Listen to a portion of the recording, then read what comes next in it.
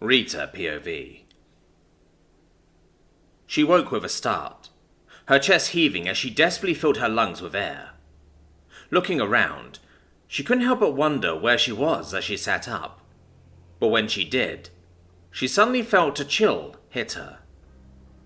It was at that moment she realized that she was wearing nothing but a blanket, which she quickly tried to pull back up after it fell to her lap. However, to her surprise, her wings flared out instinctively as they hit the rather sturdy pedestal beside her, which sent her tumbling onto the stone. "Oof," she murmured to herself, her side now aching from the sudden but not particularly painful fall, though as she began to consider where she was, she couldn't help but realize something that she had nearly overlooked. Glancing behind her, she noticed her beautiful bright yellow wings were back. Tears welling up as she spread them out, before bringing them around her as she hugged herself and quietly sobbed. She never thought she would see her wings again, since they were chopped off to keep her from running several years ago. This went on for a few quiet minutes, that is, until a voice echoed from her mind, a voice that was definitely not her own. "Hey, glad to see you're awake. I didn't want to interrupt your moment, but we do need to talk. It took some time to bring you back, but it looks like you're in pristine condition now. Sorry about the no clothes thing. Yours were burnt to ashes, and I'm afraid I don't have anything that fits you. What with those wings of yours that suddenly sprouted out while I was fixing your body?" The voice sounded warm, gentle, and apologetic, despite claiming to have already done so much for her. Rita was stunned. Curiously glancing around the room she found herself in, before looking behind her, and considering the giant green crystal on the pedestal that illuminated the space around her. Her mind raced with questions and doubts, as she considered her last memories and where she woke up after that horrible experience. "Am I dead?" was the first question she managed to put to voice, while she absently tied the blanket around her, having it cover most of her front and back, her feathery left hip and left wing remaining exposed as she slowly got to her clawed feet. The voice was quiet for a moment, and she could feel him mulling over an answer before it spoke up again. "Well, you died, but don't worry, you got better," he explained with kindness in the way he conveyed his thoughts. "I want to apologize, but due to the circumstances after bringing you back, my mark replaced the mark that you originally had. All it represents is your bond to me and my manner's influence on you. Oh, and one of your eyes is also green, just so you know." She looked taken aback as she examined herself. Sure enough, a green circle was on her shoulder feathers. However, she didn't feel the same compulsions as before, nor did it have the flames that were sealed in her old mark. In fact, she felt better than ever before, healthier and more robust than she could remember.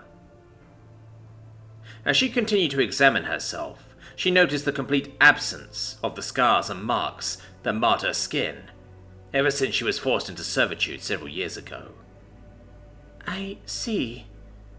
Do you expect me to serve you then, whoever you are?" While she did feel directly opposed to being in someone's servitude again, it was a little hard to argue with a being that could resurrect her like this, and even give her back her wings, among other things. "Oh, no, I don't expect anything from you. It was my fault for letting things get as far as they did, and allowing you to die so brutally. I just wanted to make up for that by repairing as much as I could. If you have anywhere to go home to, I'll make sure you have all the money, equipment, and an escort to take you where you need to go," he explained. And she could feel the sincerity in his voice, which confused her already racing mind. She gingerly clutched one of her wings, bringing it closer to her chest before looking at the giant green gem on the pedestal, having long since sensed that to be the source of the voice in her head. I don't have anywhere to go now that I think about it. If it's all the same to you, I'd like to stick around if you'll have me," she said, lowering her head thankfully before remembering something as she looked back up at the gem. "What about Mina? Lanzac and Jazz, are they still alive? She asked, cursing herself for allowing herself to feel happy and relaxed, while they were still probably suffering. Oh yes, the others. They're fine, and I put them in separate cells away from Dahlia and Diarosa. My primary focus until now has been you, though, since you were the only one to have died. They're as comfortable as I could manage, with food, drink, and some skins for padding on the floor. But I didn't want to let them roam around, just in case anything triggers those foul marks on them, he explained apologetically. And he sounded uncomfortable about seemingly locking up people that didn't deserve such treatment. Rita sighed before smiling with relief as she sensed his intentions. Thank you, sir. I'm sorry, I'm afraid I don't quite know what to call you. She felt him feel annoyed, though he seemed more at himself than at anyone else. Sorry about that. I am Vidmori, and this is my territory.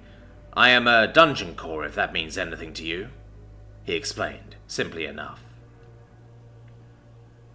Her eyes widened with surprise, the missing piece of information finally snapping into place, as she staggered back before catching herself in her panic. Sorry about that. I just wasn't expecting you to be a dungeon core. I've certainly never heard of you before, nor have I heard of any resurrecting anyone beyond their own mana beasts. She then looked around, admiring the murals and carvings, and what appeared to be a sleeping area of sorts. Though her eyes then landed on what she now knew was a dungeon core, having never seen one in person. She took a moment to compose herself, considering everything now before speaking up. I know how to disassemble the slave brands.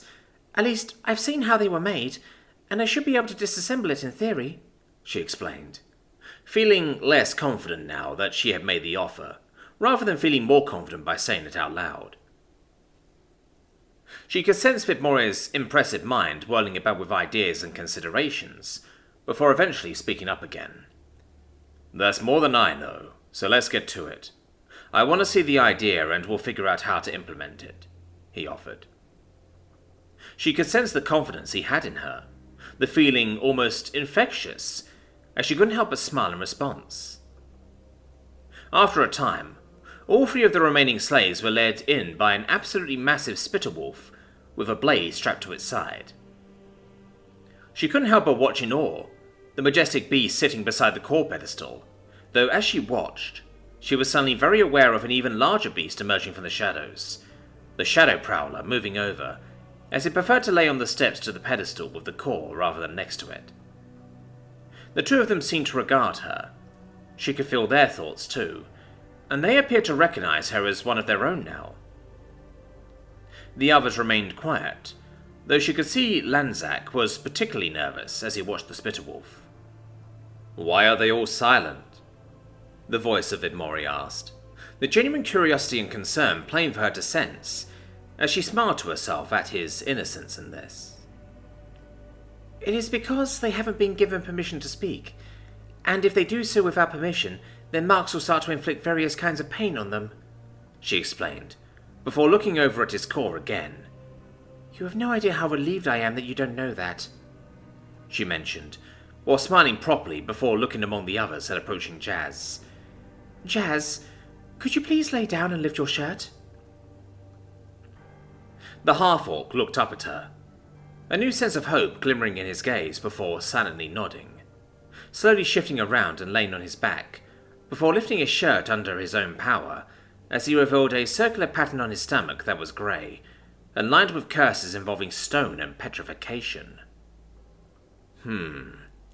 Now these runes I can read, Vidmori mentioned offhandedly. Rita looked over at the core curiously, before focusing back on the task, as she closed her eyes for a moment and channeled her mana freely for the first time in years. Upon focusing on herself, she was shocked to find that her body seemed not only restored but even enhanced. Before today, she only had one ring of mana around her mana heart, and the overall control of her own mana had been poor and wasteful. But she now had a second ring formed, as well as such fine control over her mana that she was dramatically more confident in what she was about to do.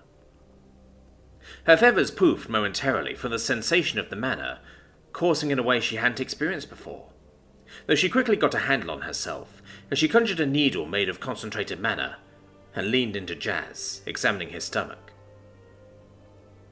Focusing more closely, her eyes began to glimmer as she studied the manna itself within the brand. Slowly, but precisely, she began needling at the endpoint of the string of curses and started gradually undoing them. Jazz shifted at first, the sensation deeply uncomfortable, of course, but not overtly painful. Thankfully, he remained still as the next 15 minutes were whittled away.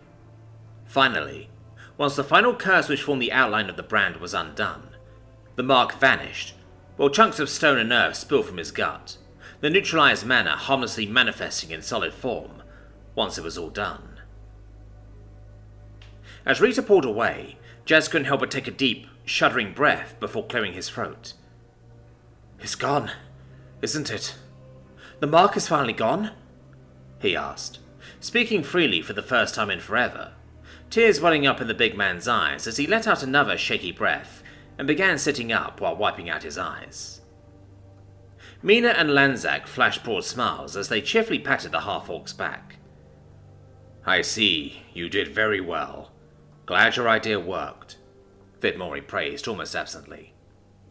She could feel his mind was elsewhere for whatever reason. At least he was not entirely focused on her at the moment. She smiled at the praise, even if he wasn't particularly focused on her at the moment, though as they waited in silence, Lanzac shuddered and jumped with surprise. "Whoa! That's cold!" he cried out, before clasping his hands over his mouth and looking at the others. He quickly stood as he lifted his shirt and showed them his back as chunks of ice clattered down on the stone. Your mark is gone," Jazz declared excitedly, though, jumping up to his feet as he takes the dwarven man by the arms and hopped around excitedly as the woman watched. Lanzac whooped with delight, though they stopped soon, after they all turned to look at Mina, who silently smiled politely at their good fortune. That is, until she winces, reaching up to clutch her neck and pulling something away.